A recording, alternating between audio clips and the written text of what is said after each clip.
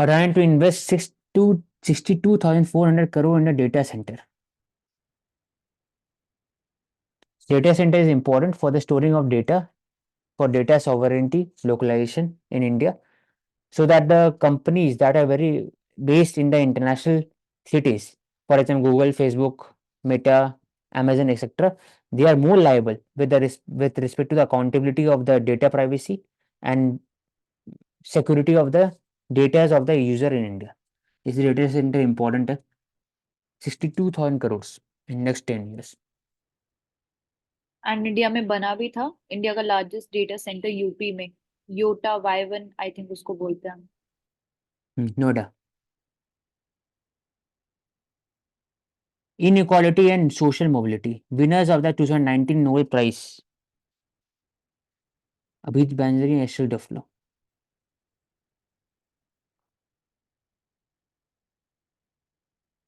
इनका ओपिनियन है तो देखते हैं.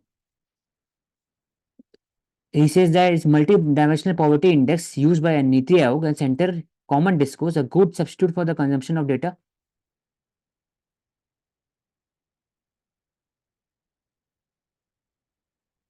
Which we can reliably from the NHFS survey. So in that sense, this is probably the right direction to go unless we go back to generating reliable, transparent data on consumption. ठीक. But NFHS सर्वे जो हर 5 साल में एक बार होता है, अभी 5 है इनका रिपोर्ट आया था. It is harder to say impact of more targeted to specific needs scheme, PM Awas, for example, to energy subsidy.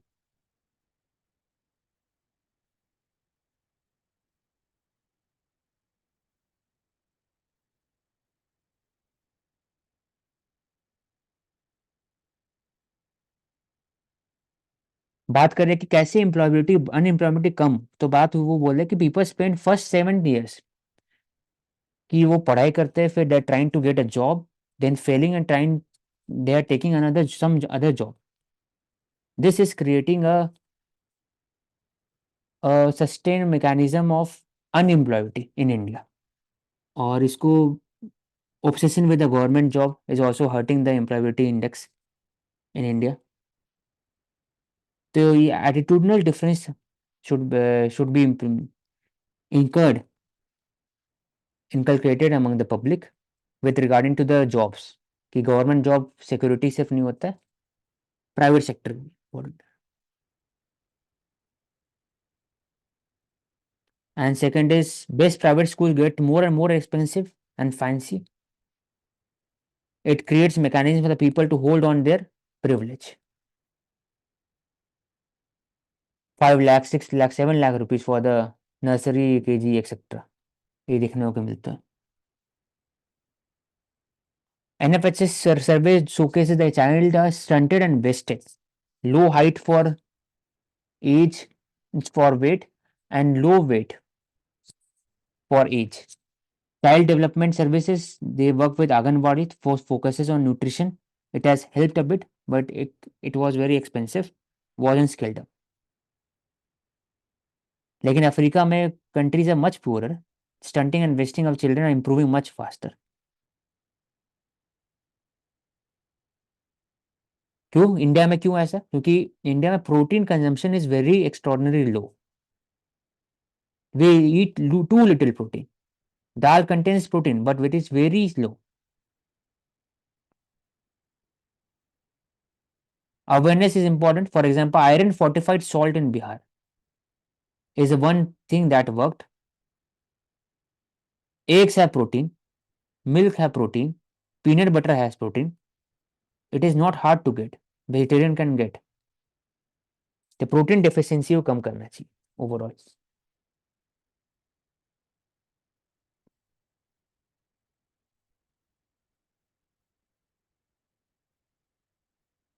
दूसरा कि वो the issue of inequality to become relatively more important poverty reduction. Inequality bigger concern. तो inequality क्या चीज? So I think it is caste, class, vast level of violence inequality may be mitigated.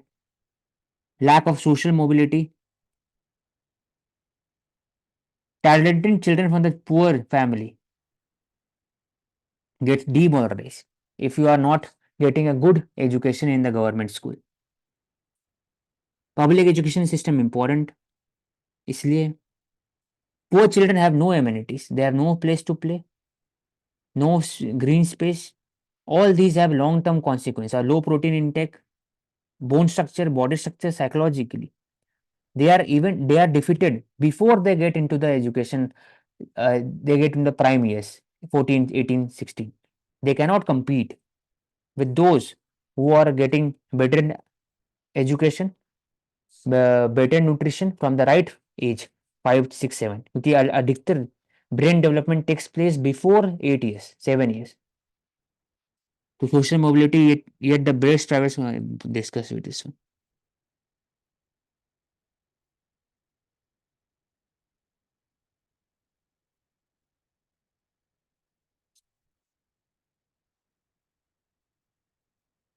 Once you can continue.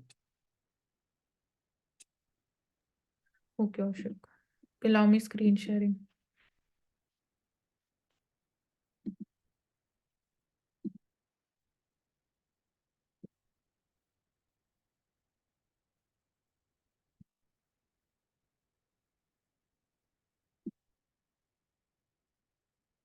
So talking about railways and the reforms, firstly, we are seeing we divide it into two categories, the passenger trains and the freight category. So we are trying specifically in logistics sector how investment and more number of train routes for the free trades can help in reducing the logistics cost.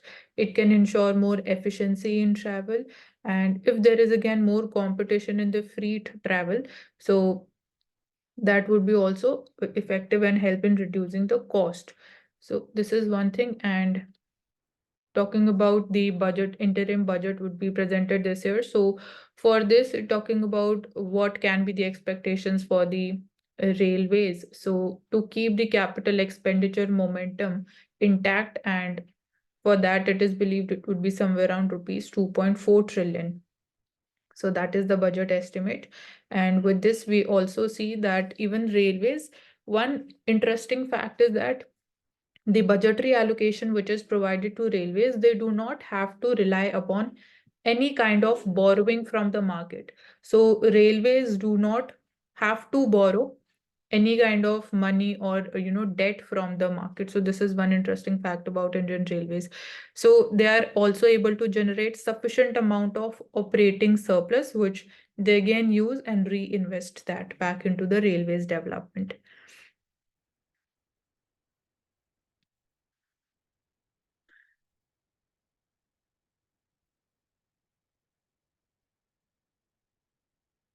So energy transition is needed. So here we can ask the question, why energy transition is needed?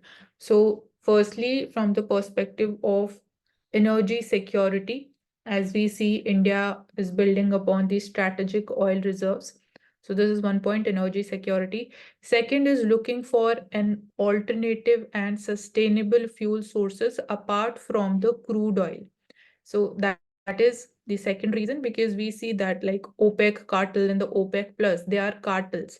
Any production cut can lead to increase in the crude oil. And since India is dependent upon 87% of the import of the crude oil, so that impacts our current account deficit. So that becomes volatile with the changes in the production and the prices of the crude oil. And that is also linked with the geopolitical challenges. So we need to, we are trying to reduce this external influence. So this is point number two. So these are two major things. And thirdly would be from the perspective of climate change. So green energy transition, we talk about developments of green hydrogen, talk about fuel cell, and then biomass energy. So all of that is, again, the three main reasons why we need energy transition. So here talking about our Union Oil Minister, the Mr. Hardeep Singh Puri. So he's talking about OPEC plus. So they have the right to decide their output and even the supply cuts against any kind of uncertainty. So with this, these are three major reasons why we need a green energy transition. Also, I would like to add, due to the geopolitical concerns, the rising price of the fuels that we are facing right now. Yes, that I mentioned that, Karuna. geopolitical reasons are also making the crude oil prices more volatile. Then the importance of, we can talk about public-private partnership model through build, operate, and transfer. So we are now seeing this structural shift towards this BOT model when it comes to the construction of the highways. So earlier we can say, or right now, a major dependent or major share it lies in the HA model of, which is the hybrid annuity model. So here the issue is that most of the cost, almost we can say close to 90% and 100% cost of this project is borne by the central government. So this creates one challenge, that is fiscal burden. So as to reduce that and at the same time increase the participation of private sector into the, we can say, infrastructural development and into again contributing to the economic growth, their due share. So as to have that, we are now shifting more towards build, operate, and transfer model. So this is one major shift that we are seeing. And here we see, as a part of even the Vision 2047, that we have the vision for being the developed country and it being, we can say, $5 trillion economy target. So for that also, we are seeing the shift towards the BOT model. And so this would be helping the government also in terms of meeting the fiscal deficit target, more towards fiscal prudence, financial planning, and capital grants are of up to, we can say, even sometimes 40% are borne by the central government under the BOT model also. So we are seeing the BOT model infrastructure projects being implemented mostly in these particular states. Then here, World Economic Forum at the Davos meet, our RBI governor, he highlighted that the India's real GDP growth is expected to be at 7%. We are seeing that even inflation expectations are going to be closer towards the target. So here, this is because of the structural reforms that we have seen over the past few years. For example, the implementation of GST in 2017, implementation of insolvency and bankruptcy code in 2016, then even demonetization has helped in formalization of the economy, then steps towards digitization of the economy, towards e-governance. So these are some of the part of reforms, structural reforms, which is helping the Indian economy to develop resilience. And this has even helped us toward, going through maintaining the stability even during the times of the geopolitical risk, when we are seeing global economic slowdown is there, which is impacting, which could have majorly impacted the exports, but it did not happen that way, and we were able to easily sail through those challenges. So he says chances of soft landing have improved and markets have reacted positively also. So in inflation, headline inflation, and the supply side measures that have been taken on the part of fiscal policy.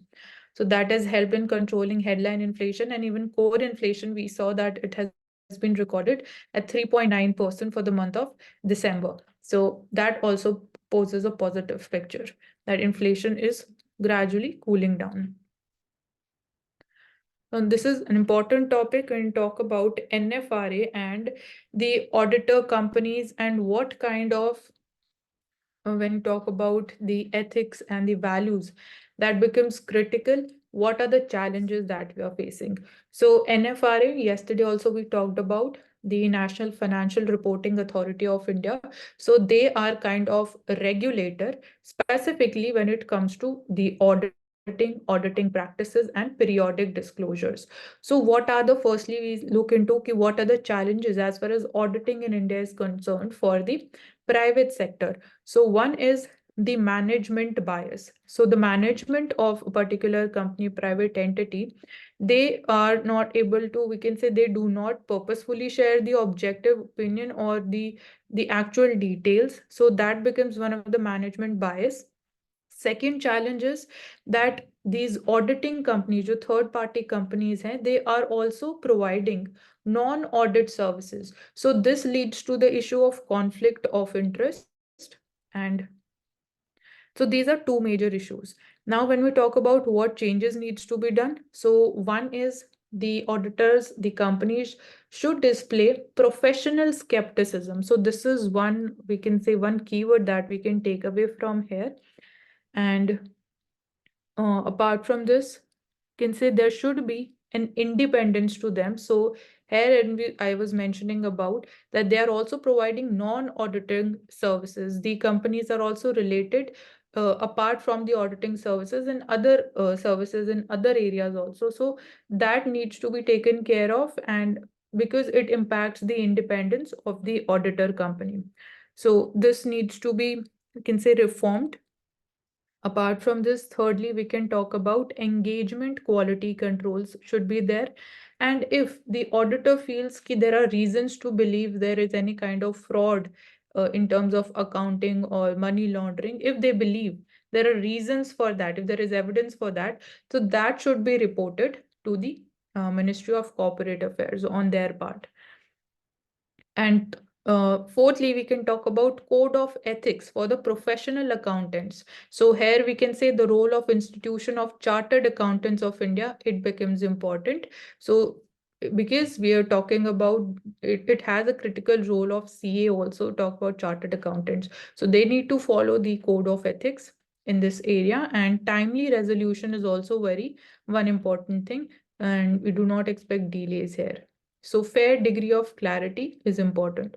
So these are, we can say, few areas where we talked about ki kya challenges hai and what needs to be done. So professional skepticism, code of ethics, then independence for the auditors, and communication, the engagement quality control. So these are the areas where we expect improvements. So because of the Yemen attack by the Houthi rebels, again, as we were talking about before this attack, that the India's demand independence upon the Russian crude oil, which was supplied from the Urals, that has been declining. But again, it becomes important because firstly, it is being provided at discounted prices. So that has also helped Indians saving huge amount of money, which can be again invested in the form of capital expenditure. And now, because of again these volatilities and the geopolitical challenges from the perspective of energy security also, and the prices of crude oil, again, India is looking back at the Russian crude oil imports. So other importers we talk about is Saudi Arabia. So the name of company is Saudi Aramco. Saudi Aramco is also known for FDI in India in blue hydrogen. So this is the update.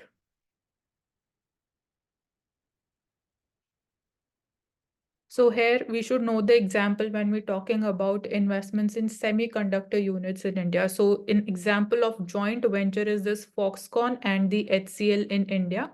So this is one. Second example is USA-based semiconductor company. Example, the name is Micron. So even they are setting up their ATMP facility, which is assembling, testing, marking, and packaging plant in the semiconductors, and the ministry associated with this is Ministry of Electronics and Information Technology.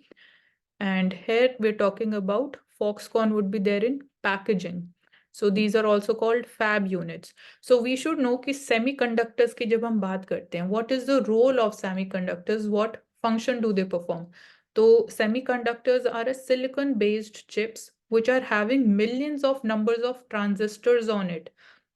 So what is the role of transistors? The transistors, the question is that. So transistors, they have two important functions. One is they act as a kind of switch, which can help in, we can say, switching on and switching off the electric supply. And second important function of transistors is they act as amplifiers. So the bottom line we can say is that transistors, they act as the controlling, they can help in controlling and regulating the flow of electric current. So that is why you can say the entire role is performed by the semiconductor chips, the fab units.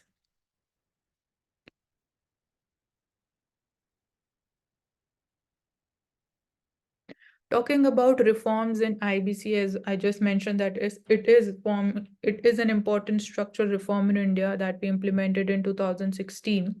So government judiciary must invest in the capacity building. So one reform is capacity building in terms of that there shouldn't be vacancies, in terms of again the staffing and overall capacity. Infrastructure should be there of NCLT and NCLAT. So NCLT, NCLAT, these are both components under the IBC, which helps in resolution and the revival of the companies. Second challenge is about the delays which we are seeing.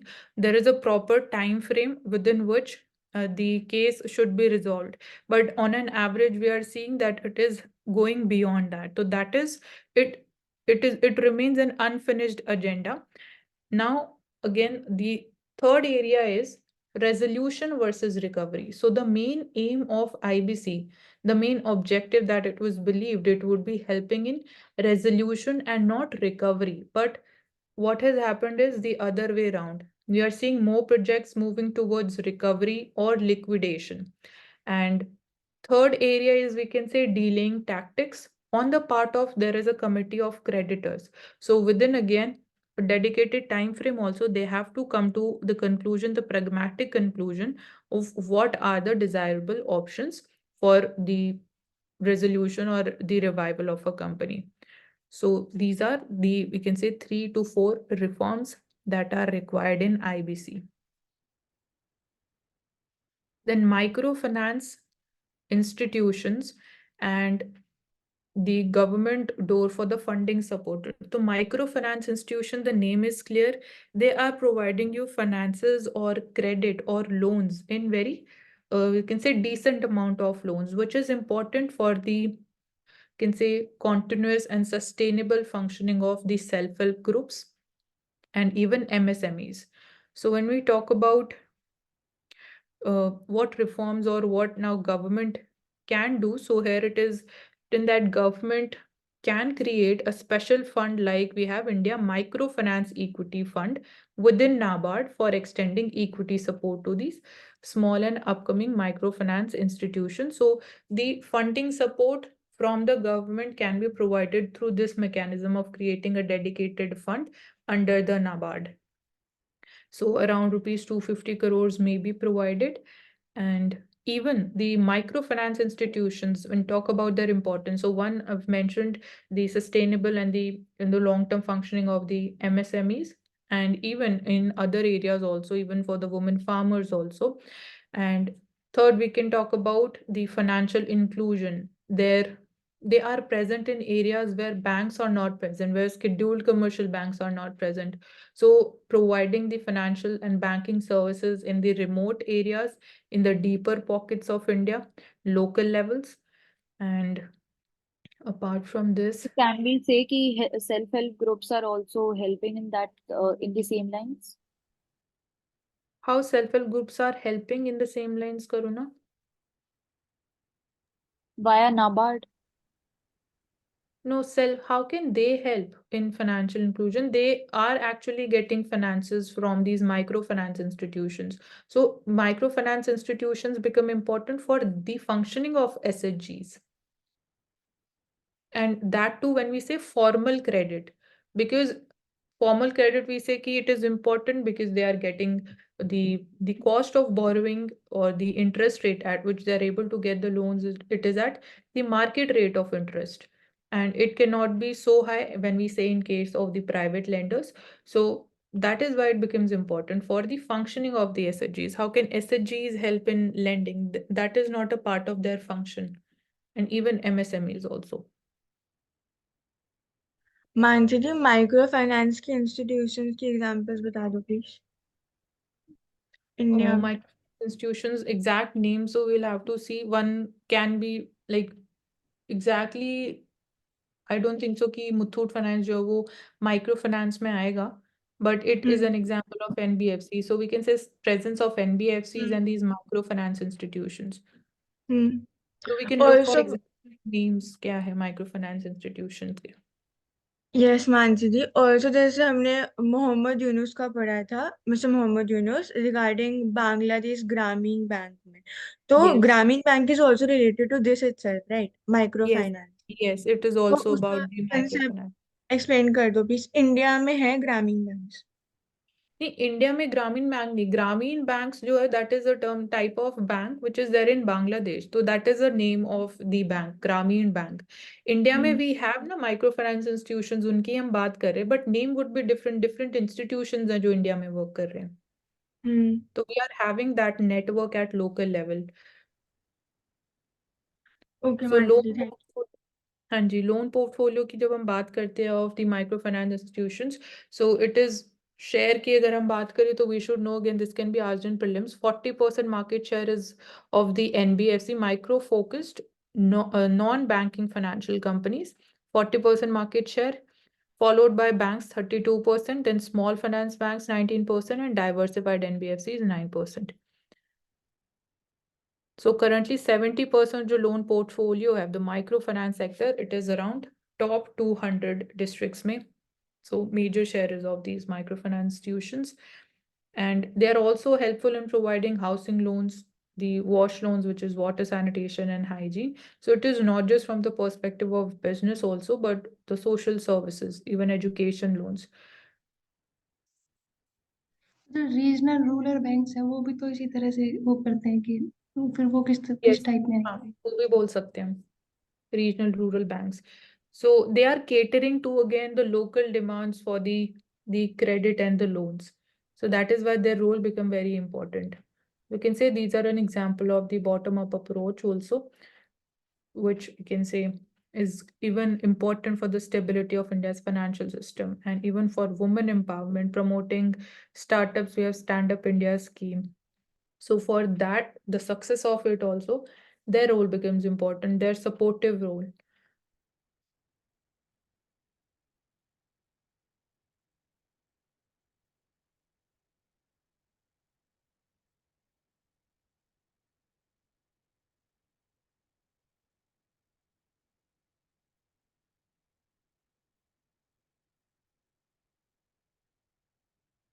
So AI will change the world much less than we all think, and it will change jobs much less than we all think.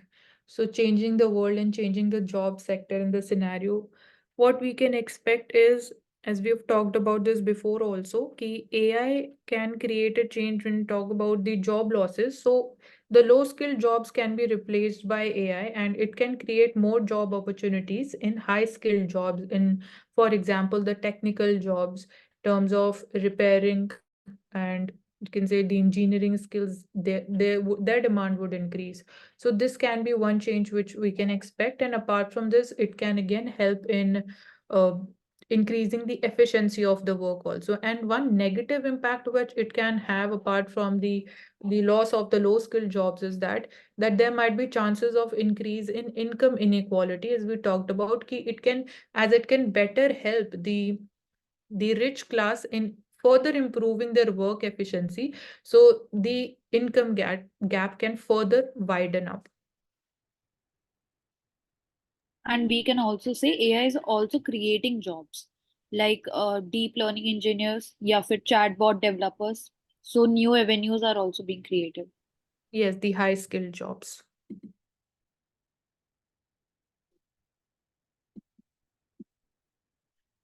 The missing women in the workforce, when we talk about the labor force participation rate of women, so it is at 30%. That is one thing that we are focusing upon: women empowerment, more participation. In terms of self-employment, we have seen that women participation has been increasing. Now it should also increase in formal sector of jobs. In the private sector, talking about the glass ceiling, more leadership roles in women. And in government services, as we've been talking about the examples, like we talk about Rashmi Shukla, she is the first woman DGP of Maharashtra. So that change is also happening. We talk about the mixed contingent that would be marching this Republic Day. So these are certain reforms that we are seeing. So can't blame the social norms alone, and policymakers must create conditions for female employment before investing in equality. So other issues you can talk about: sexual harassment. For that, we are having a dedicated law, the POSH Act, Prevention of Sexual Harassment at Workplace. Then She Box for registering the complaints. Apart from this, other areas of reforms that we talk about is the menstrual leaves, which again, that is also one of the problems. And it is point we can say how that area is judged when it comes to women employment or providing employment to women. So that is in can say private sector specifically. And this year, as we saw, that Claudia Golden, she got the Nobel Prize in Economics. So she says that focusing upon, for example, United States, so she found that increased participation of women over the long run resulted more from a changed nature of jobs, such as decrease in the houses of work and rise of white collar work, than from the shifts in the social norms and attitudes. So here we can also talk about the emphasis upon skilling the women. And even if women labor force participation rate increases, so that can also help the growth in India's GDP as we talk about reaching that potential level of GDP. So it would be having more multiplier effect. Like suppose the labor force participation rate increases to 50% for women, so the amount or the number of times the GDP can multiply is much beyond that proportionate increase of women in the labor force participation rate. So that is one main area where mm, actually why we are also focusing upon the women participation. When we talk about local level, we are seeing in agriculture sector, feminization of agriculture, seeing more women participation in SHGs and even in MSMEs. So in startup industry also promoting more women participation. So these are all areas we are having respective schemes for that, and even in MG Narega also. So these are some areas. Now we also talk about there are a number of areas that the concerns related to the women, their safety. Now and talk about their wages. Equal pay for equal work is one area of debate when we talk about, and then overtime work and all of that. And then even women participation is increasing in the gig economy also. So more than 90% of Indian workers, however, we're talking about total Indian workers, not just women. 90% of Indian workers are working in informal sector. So such quotas do not affect the female labor force participation rates substantially. So, like gender quotas in public sector employment, this is a one kind of policy which is working, which is implemented in some states, like quotas are there in public sector employment. But overall, now we need to also talk about how we can formalize these informal sector. And one of the major reforms that have been undertaken for this is also the GST reform.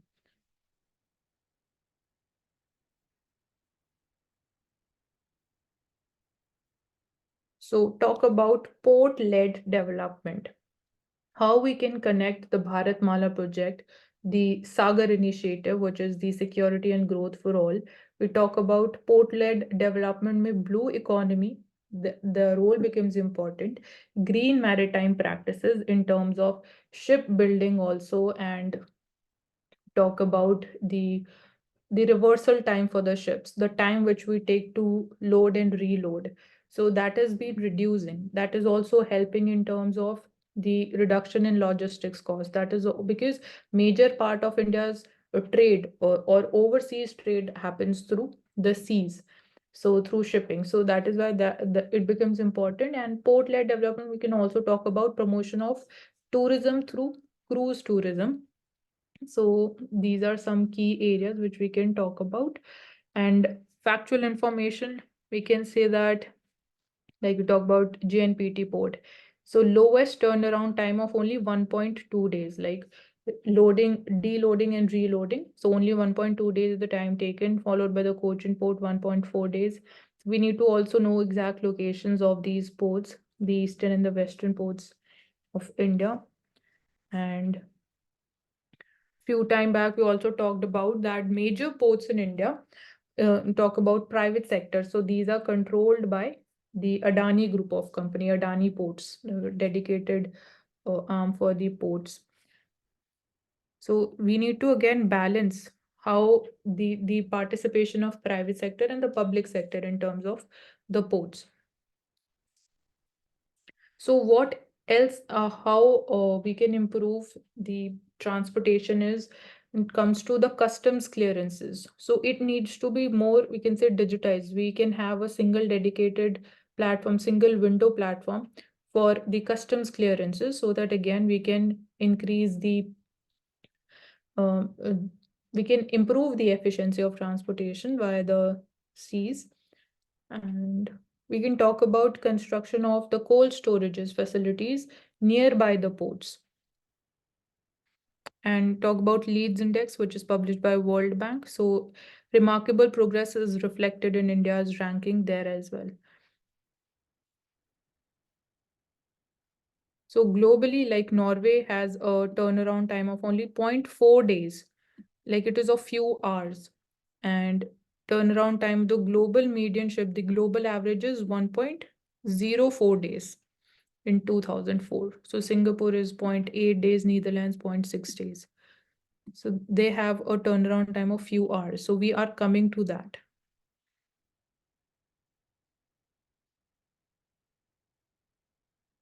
So greater threat because of artificial intelligence in the low income countries and emerging markets, because it replaces the low skill jobs. Unequal distribution of job displacement risk exists with routine and data driven jobs in advanced economies. So they are more susceptible to being automated. Talking about data driven, data analysis, data analytics, big data analysis.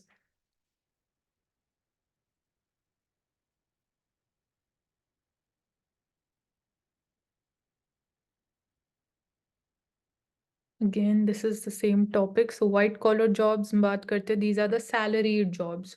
When talk about blue collar jobs, so blue collar jobs are the ones which are created in the construction sector. Like we are seeing Indian diaspora working in Middle East countries, the laborers. So that they are called the blue collar jobs. When we talk about pink collar jobs for the women soft skills like the nursing industry, the teaching industry. So these are pink collar jobs.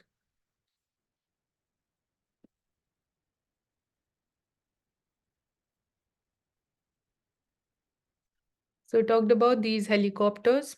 These are the Dhruv helicopters, and the, can say, performing arm of the Indian Air Force. So HAL, Hindustan Aeronautics Limited, is the manufacturing firm for the Dhruv helicopters aircraft. So plane makers set to unveil new orders at the Wings India. So India's youngest airline is the Akasa airline. Is expected to announce 3-digit aircraft order. We talk about the reforms in the civil aviation sector. CPR, FCA, CRA license has been banned. So Digital Personal Data Protection Act, we talked about the basic features of this: localization of data, data protection, given we are seeing different nature of cyber crimes and the frequency is increasing. So here we are seeing how we can quickly address the grievances of the users. So here even the role of social media platforms, their role becomes important in terms of the fake news, how we can control, how we can contain down their spread. So in that, we've talked about the step announced by the government, creation of fact check units that would be looking into any information or any content on social media which is hampering the, can say, the specifically the interest of the central or the union government. So now we're talking about the grievance redressal times to get 72 hours to address the user grievance. So inform the board immediately in case of there is any data breach. So under this, it may likely require platforms to address the user's grievances related to their personal data in 72 hours upon receiving their grievances. Then apart from this, we can talk about the right to data deletion. Means your personal data, do you have that right? Like we talk about the GDPR, which is there in European Union. So that can be there. I'm talking about importance of data centers then. Data centers in terms of storage of the local data that would be generated within Indian territory.